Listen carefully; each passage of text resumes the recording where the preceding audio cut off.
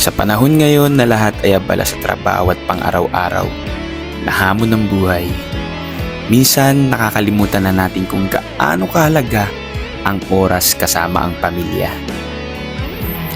Pero ngayong araw, pinili naming huminto sandali. Isang araw na walang cellphone, walang iniisip, walang stress, kundi puro tawa, kwentuhan at halakhak. Nakakataba ng puso na makita na masaya ang bawat isa. Yung simpleng pagsisid sa tubig, sabayan ng tawanan at mga ngiting walang halong problema. Sapat na para mapawi ang pagod. Kasi sa dulo, hindi naman importante kung gaano kaganda ang lugar o gaano kalayo ang biyahe. Ang mahalaga, magkasama kami, buo, masaya at nagmamahalan. Ito ang mga sandaling gustong-gusto kong balikan. Mga alaalang nagpapaalala kung bakit lagi kong pinipili ang pamilya ko sa lahat ng oras.